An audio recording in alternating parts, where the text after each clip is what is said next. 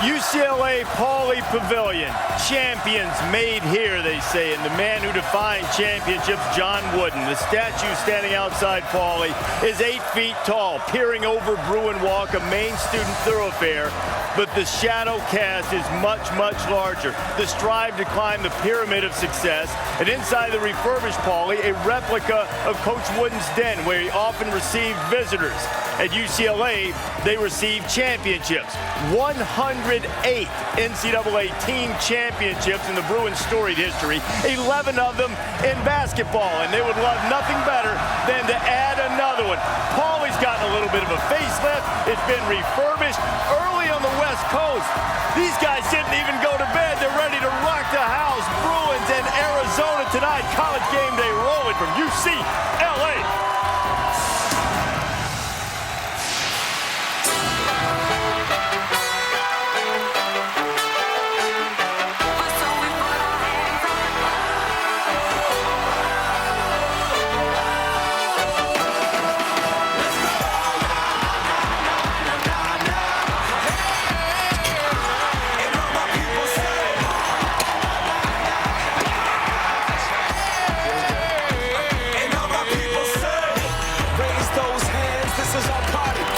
Here to live life like nobody was watching. I got my city right behind me. If I fall, they got me. Learn from that failure, gain humility, and then we keep marching. This is the moment. Tonight is the night.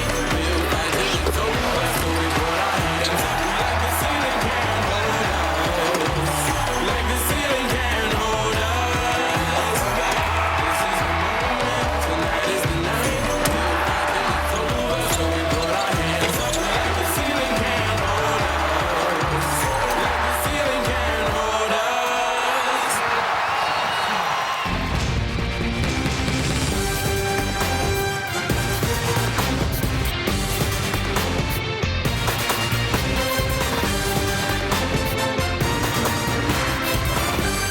Welcome to College Game Day, covered by State Farm. This is LA.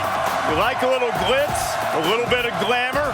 Pauley Pavilion, $136 million they poured into this place. A little figurative Botox here, a little lipo there, a little chemical peel in all the right places, because you know what it's like in LA. It is better to look good than to feel good. That is very nice. We do both. Reese Davis, Jalen Rose, Digger Phelps, and Jay Billis here.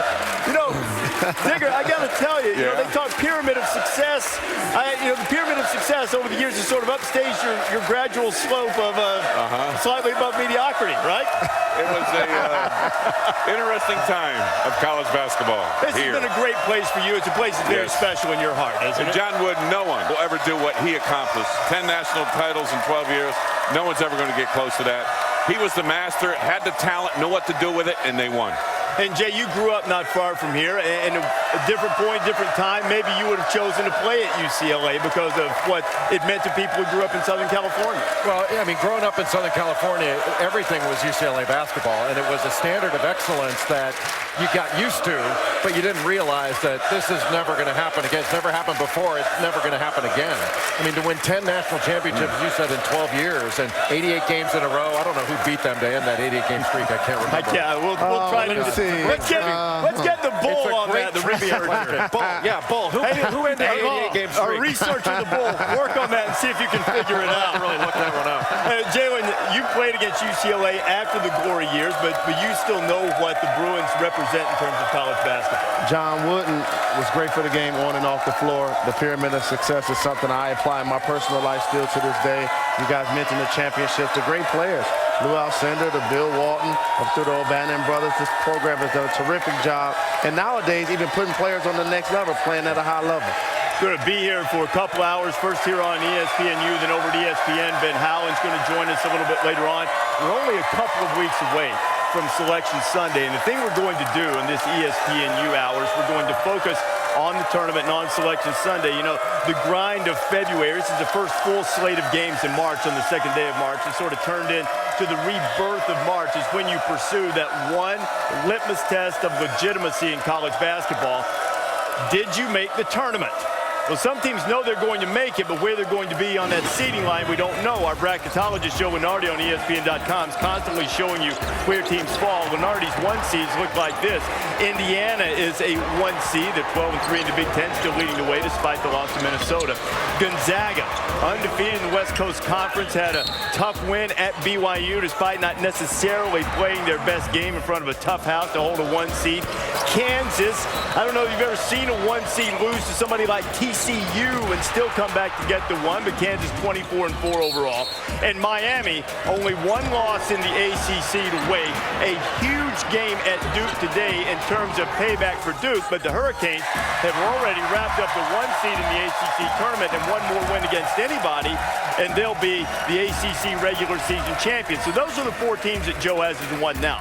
Here are other teams that potentially are 1 seeds. Georgetown, hotter than anybody. Michigan State, Louisville, Duke, and Michigan maybe despite that loss to Penn State.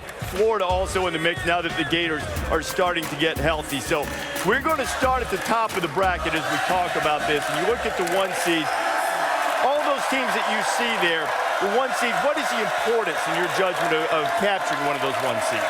Well, you have an easier path to the second weekend. I mean, nobody has an easy path to the Final Four or all that stuff. It's relative. But if you're gonna be a 1 seed, you're playing a 16 in the first round. The 16's never beaten a 1. Now the odds are better as a 1 seed than they are as a 2. There's no getting around that. So as long as they're handing out number 1 seeds, I'd rather have 1 than not. When you look at the number 1 seed list, and maybe 10 right now, what's more important? Well, I feel this. Of all these teams we're talking about, and you mentioned Indiana, if they win the Big Ten Conference and they become the number 1 seed, they got a chance to play in the regional where the Colts play in front of 30,000 people. That, to me, means they got the best chance to get to Atlanta. Everybody else, it's up for grabs. Okay, so it's about the path in many respects. You got to win 6 games to win a national championship. As you look at those teams, Jalen, and try to judge them, pool of teams that could win 6 games, not win a single game, but win 6 games. Do they all come from those potential 1 seeds that you see? Information age, advanced metrics. I like to go by the eye test. The Indiana Hoosiers, to me, are the best team in the country. They're going to have 2 All-Americans in Zeller and Oladipo. They're going to also be first-team All-Big Ten. They got a big shot maker in Wofford. They got a terrific coach in Tom Crean. They got ball handling in the backcourt from Yogi Ferrell. I think they're the best team in basketball. Now, will they be the number 1 seed for the rest of the season? I doubt it. But when it's tournament time, I think they're going to rise to the top. Who's the most vulnerable of those 1 seeds right now down the stretch? According to Joe, is it Gonzaga? Gonzaga has little room for error because of the conference in which they play? Yeah, but I'll tell you, Gonzaga's got a record. They're 12-2 against the top 100. They're 6-1 against the top 50. I'd stack that up against anybody. The problem is that they're not playing the same slate of teams in their conference. So over the last 20 games, they haven't looked quite, or 18 games, whatever it is, they haven't looked quite as good numerically. The only thing that can hold Gonzaga back, they've got really good guards that can score. Are they as good defensively as some of these other teams we're going to see? I think Gonzaga is the real thing because of the size they've got up front. But the only question mark is, can their guards stay in front of ultra-quick guards that they may face in the tournament? And even offensively at times, against BYU the other night, Pangos was 1 for 12 from 3. It's only 1 game, I know, but he also struggled when we saw them play Butler. It's usually the inverse for Gonzaga. You worry about the big guys, you know the guards are going to be there. I think Duke still has issues, and Ryan Kelly's going to try to come back and play. And that's very important, because we go back to early November. You got 3 seniors, a point guard and Curry, that's a senior. A wing player like Kelly, that's a senior. And then, of course, you've got Mason Plumlee, who's up for Player of the Year in the paint. Point, wing, center, that's the experience. You told us a couple weeks ago you didn't think Duke would lose to Miami. If Duke beats Miami today, would you move them ahead of Miami on the line for the 1 seed? No, 1 win like that is not. It's important for them. It's important for them. But I'll tell you what, they got to show toughness. Losing to Virginia the other night on the road, another wake-up call. Even though Curry played well, and when you look at Cook, he's had a great year as a freshman. But who disappeared in that game? Mason Plumlee. So they still got defensive issues. They still got rebounding issues. And of all the teams at number 1, to me, preseason, Duke was going to win it because of the senior experience in those key 3 positions. The ACC, though, is down this year. Look at the quality of opponents that Indiana have to face in the Big Ten. Michigan, Michigan State, Wisconsin, Ohio State. They're going to be battle-tested once tournament play happens. I mean, with number 1 seeds, you're really just counting how many top 25, top 50 wins they've had as against one another.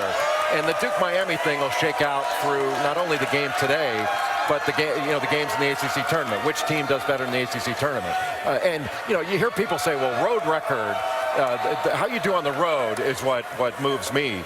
To me, how you do on neutral site's a big deal. Because NCAA tournament is played on a neutral site.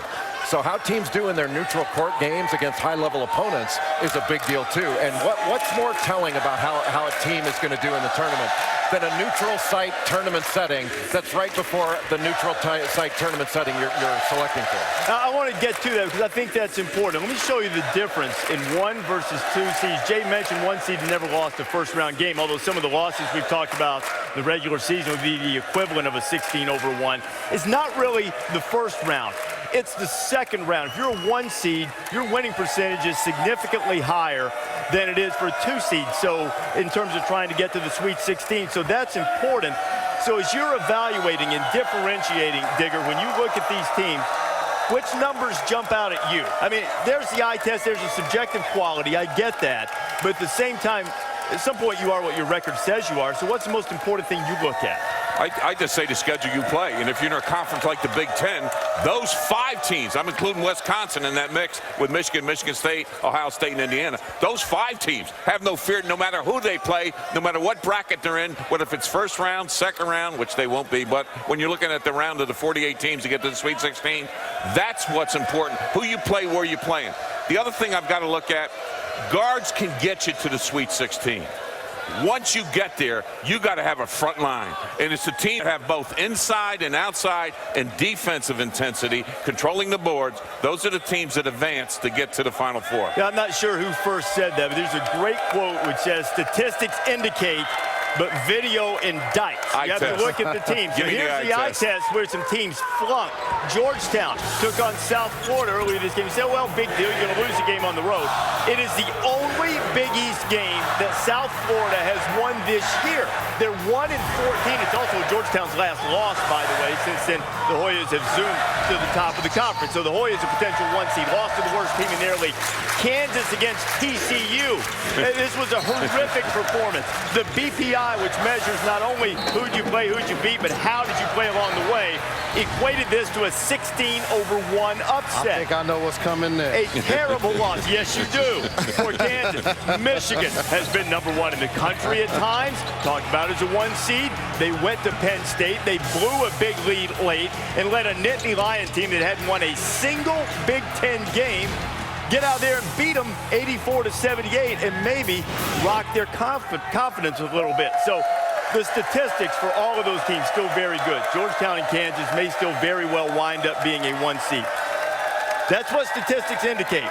What does the video indict to you about those 3 teams losing those games? Well, Michigan is one of the teams like Digger just talked about. Terrific backcourt. I think the best backcourt in the country with Burke and Hardaway Jr.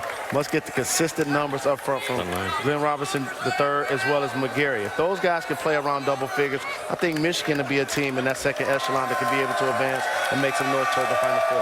When you look at those 3 losses and see how they lost on the road, it's how you bounce back. Kansas lost 3 in a row, but boy, now they're back in hunt, just saying, we are Kansas basketball. Obviously, Georgetown, to me, it's one of the hot teams in the country that's fighting now, just not for a Big East championship, but obviously trying to get a #1 seed. The problem is they can't play in the East Coast at the Verizon Center because that's their home court. They will get shipped out if they're a 1 seed or a 2 seed, get out of the East, and that may be, I'd like it when it's quiet on the road versus distraction playing in the East, and they can still get to the Final Four. It kind of depends why you're asking. You're asking to project how they're going to do in the NCAA tournament, or are you saying for selection and seeding purposes? Like how are they going to do? Does it tell you that if this team winds up as a 1 seed, are they weaker than the typical 1 seed because they've shown this capability to lose to bad teams? Well, for me, it doesn't matter because they're not going to play any bad teams in the NCAA tournament. Once you get in the NCAA tournament, the only teams that play bad teams are the 1 seeds. Okay, but if you're capable of losing, could you lose to maybe not a bad team, but a far lesser team than a normal 1 seed should? In any one game, it's been proven in college basketball, in any one game, if you don't show up and you decide not to play, sure, you can get beat. Absolutely. It happened to Missouri last year. Duke last year with Lehigh. Yeah. I mean, well, Duke Lehigh was a little bit different, but sort of the Norfolk State's a good team. I mean, they gave up 90 points to them. That was absurd.